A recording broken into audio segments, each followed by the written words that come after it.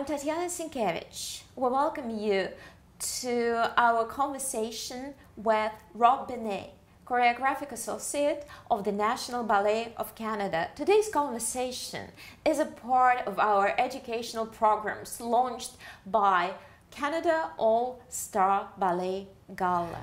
Rob, you are very young, obviously, but already a very acclaimed choreographer whose works were performed in main ballet theaters throughout the world, including our own, the National Ballet of Canada, the Royal Ballet. You staged a big production just recently in May in Moscow. You also performed, I think, in the Netherlands. Your ballet were performed in the Netherlands, Germany, and many other places.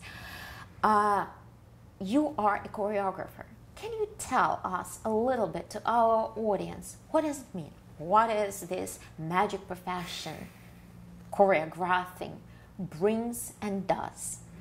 I think as a choreographer, your responsibility is to bring together many elements, the movement, the music, your overall vision for the world you're creating, to create a statement that you then pass to the audience to interpret as they wish. But really you need to create a comprehensive world on stage, and the beauty of the profession, I think, is that you do that deeply in collaboration with so many artists, with dancers, with composers, with designers. So you're sort of synthesizing all these different art forms into one cohesive vision and then setting it out into the world. But what is your main element in setting up this cohesive world? Creating movement that dictates the atmosphere and dictates the emotion and the intent and everything. I mean, everything comes from the movement because that is the language. Movement is the language. And this is an essential point from which we interpret ballet and perceive ballet. I do agree that dance in general and classical ballet, neoclassical ballet, and we'll talk about the subtleties of these definitions a little later, are essentially forms of language, which is a form of communication. You pass across with movements, ideas, thoughts, poetic thoughts quite often. Where did you learn your language? I studied at Canada's National Ballet School in Toronto. I started there sort of in a recreational program when I was 9 and was there until I was 19. So it was... So you prepared yourself to be a dancer? Yes. And I loved the training. I loved working in the studio, but I hated going on stage. I never wanted to be a performer. I never felt like I could share what I wanted to share, or create what I wanted to create with just my body. I always wanted to do something bigger, and other people were so much more interesting to me than what I could do on my own. So I trained as a dancer and loved it, but always had the intent to choreograph. How did you feel it, that you had an intent to choreograph? Was it like I was little, a vision? No, I mean, when I was very young, it was just that I would much rather dance around and do my own thing than whatever the teacher told me. But then that grew into just, you know, I would have all these ideas that would just take over my brain, and I wouldn't be able to focus until I sort of got to create them in reality, in the world, get them out of my head and, you know, onto bodies, onto the stage. And that was so satisfying to me, and I loved the feeling of collectively creating something that was so much bigger than any one person involved in it. That's a good idea, to chase your dream, but also it's very nice to delegate the images and ideas, forms of movement to your dancers. So far you mentioned so many important elements of creating a dance on stage: music, dancers, light, staging. It's really a collective work. What is your relationship to music? How do you envision your work in terms of music? What comes first? Yeah, it's different with each work, especially if it's a new score or an existing score. If it's a new score, it's always very much a close collaboration with the composer, where I'll usually come in with an overall idea and we'll develop it together, and then we'll send ideas back and forth through the process. And I really love that because I love crafting something that's perfectly suited to the dance, that you don't have to, that your ideas are bent in a good way, but not in a way just for convenience of music that exists. When I'm working with existing music, sometimes it comes first, but more often than not, I'll have sort of a couple ideas I want to explore within a work and then go searching for music that fits that concept. But more often than not, in the search for music that fits that concept, I find something else which spawns another concept, and that's what I end up running with. And I find often I'll research music for hours and hours and I don't find anything, and then I'll come back to something I found 3 or 4 years earlier that wasn't right at the time, that's right now. So I find it's always valuable to keep digging and digging and digging, because you never know when a piece will be right. For example, I'm doing a show at the end of this week, and we just needed some music in the space when the audience enters, and it was a piece of music that I almost choreographed to 7 years ago or something that finally was perfect for today, and it sort of jumps back into your head. So I think it's really important to build a really strong knowledge of composers and periods and types of music and what works in what contexts, and just sort of have that all on file. Music is famously the most abstract art. I'm using here the old Hegelian metaphor, who placed music on top of his pyramid when he tried to build a hierarchy of the arts. Right. But when you add to the music a corporeal movement, you already change, you destroy a little bit that sort of serene, very uplifting abstraction. Yeah. I always wanted to talk to you about perhaps one of the most crucial questions in contemporary dance.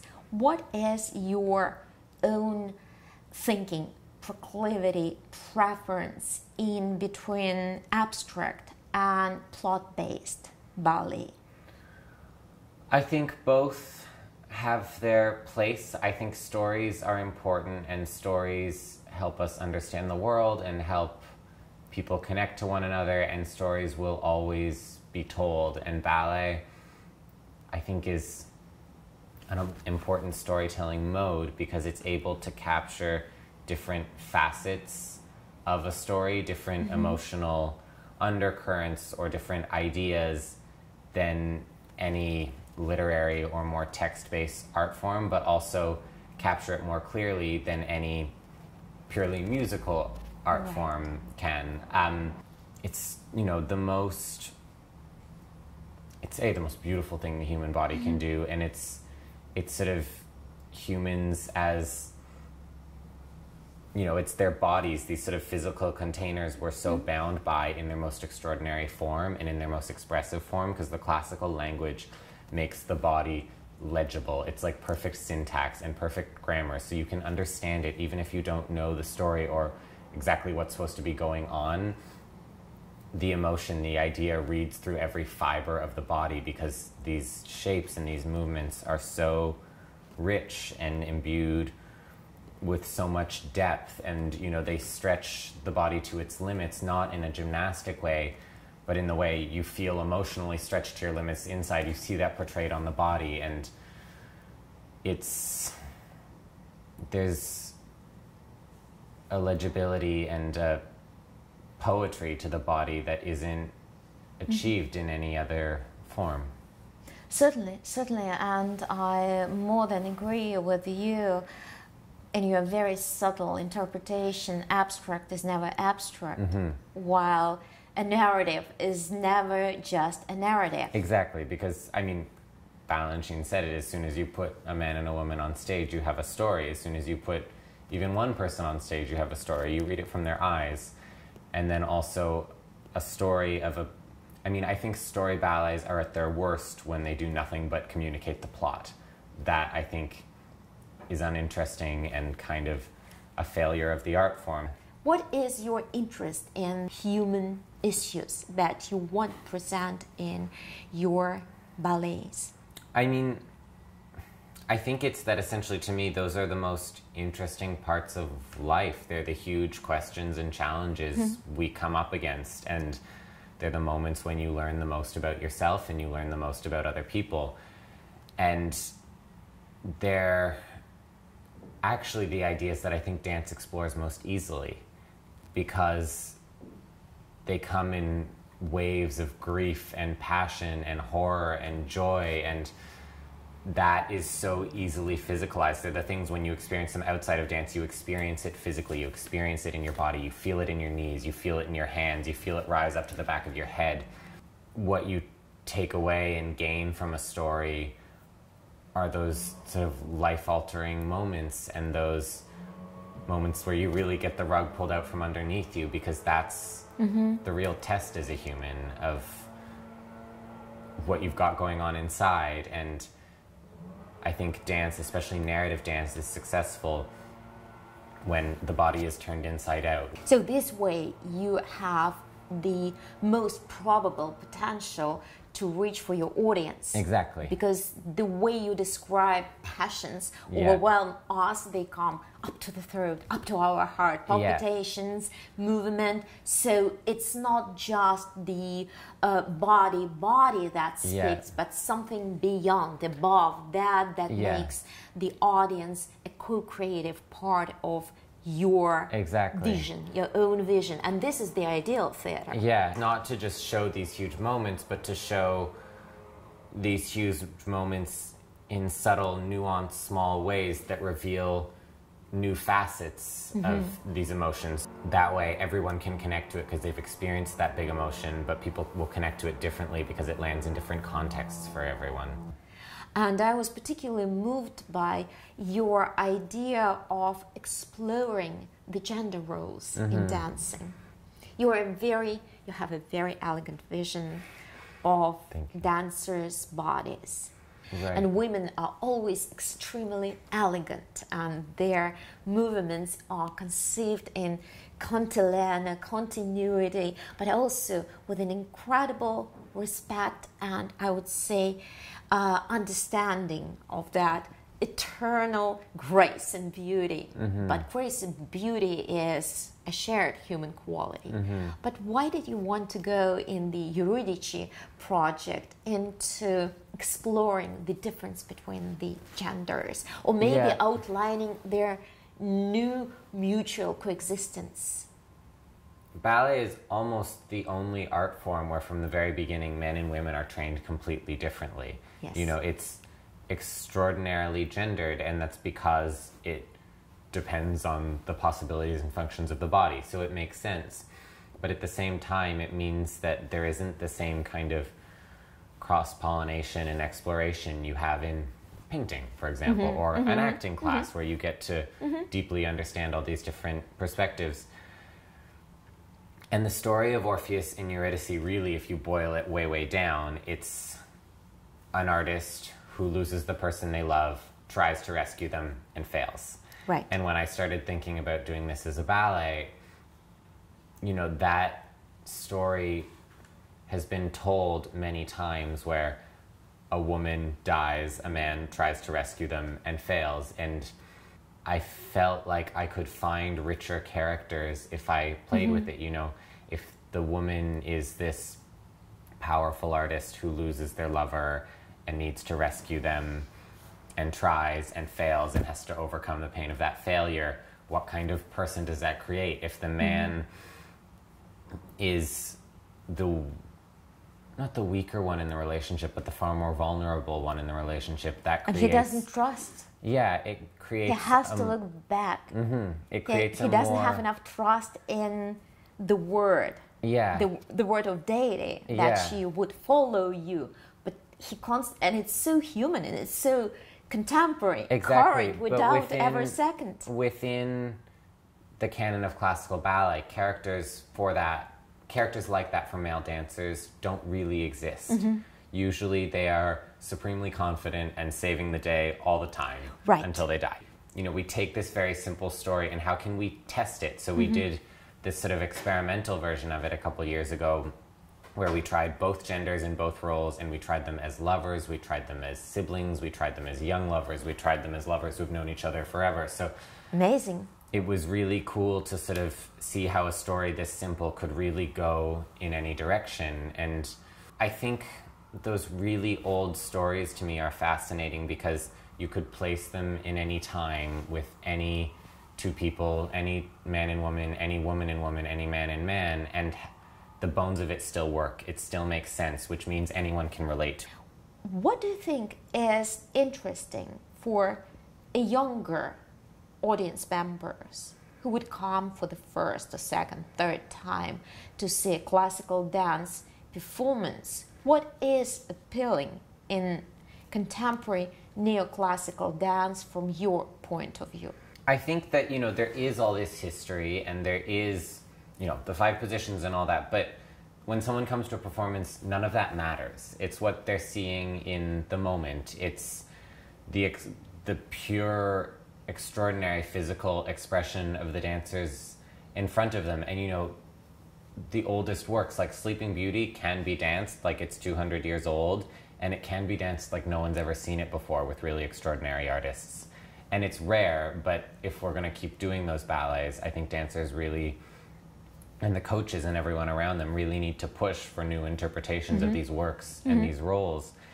And as much as there are all these conventions, so many choreographers are challenging them and throwing them out. And I think a lot of it is not the language of dance that would ever not be accessible or appealing to someone. That is so primal and innate and loved by all of us, both in doing and observing people dancing. It's, you know, the experience of going to see classical ballet can be alienating to a new generation because ticket prices and dressing up to go to a big fancy theater and the way the dancers relate to one another on stage and the type of costumes they wear, you know, all of that is bound up in so much historical tradition, you know, tradition of the courts and these hierarchies. But if all that is stripped away and someone can get past all that, there is so much to connect to and so much to be moved by. But I think we have to offer the art form to audiences in ways that is not as bound by those traditions. So the language is still there,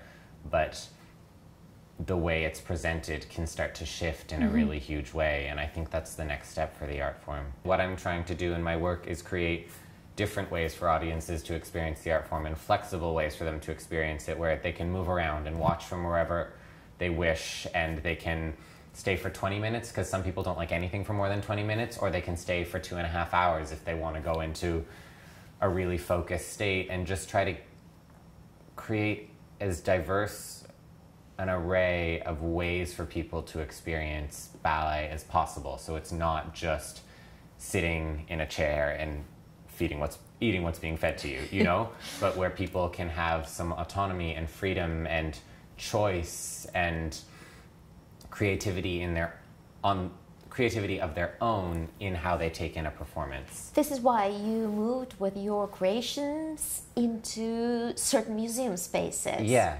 When and how it happened?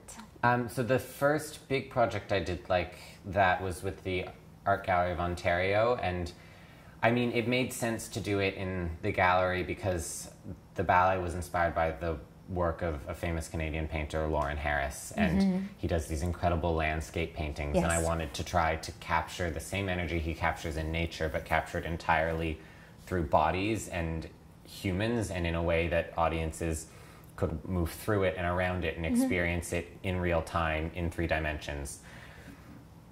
And so we had a huge, like 5,000 square foot space with 3 stages that were each, you know, I think 15 feet by 50 feet, and the stages were only this high, so the dancers were at eye level, and they would walk right past you to start dancing, and seeing all these people sharing this space and moving through it, both dancing and walking together.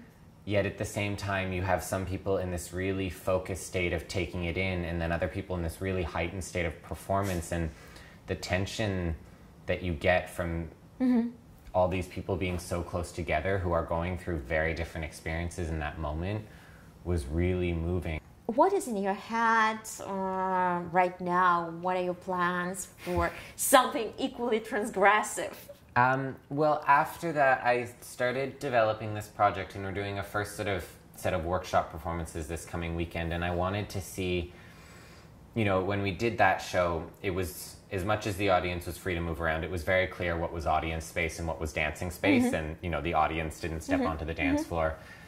But if you could create a ballet where the boundaries between where the dancers are meant to be and where the audience is meant to be are completely undefined and just guided by the dance itself, and if the dance could in a way sweep the audience in so they themselves become a part of the choreography in how the dance moves them through the space. This is incredibly that interesting. That would be my dream.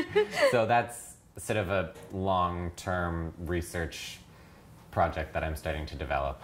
Would you be interested in going with your projects expressed in neoclassical contemporary language to the cultures where classical ballet did not exist historically? Yeah, like Indonesia, for example, or that's China. A dream of mine. I feel like if we could take something and it moves people in Toronto or London or New York, these major dance centers where they have such a history of ballet and understanding ballet, and take it somewhere where it's not a part of their culture and they don't have an experience with reading the form, but they still understand it and they still move it. I feel like that would be true achievement of what I want for the art form as an artist. Well, I wish you every success. Thank you. Thank you very much for this very generous interview. Thank you very much.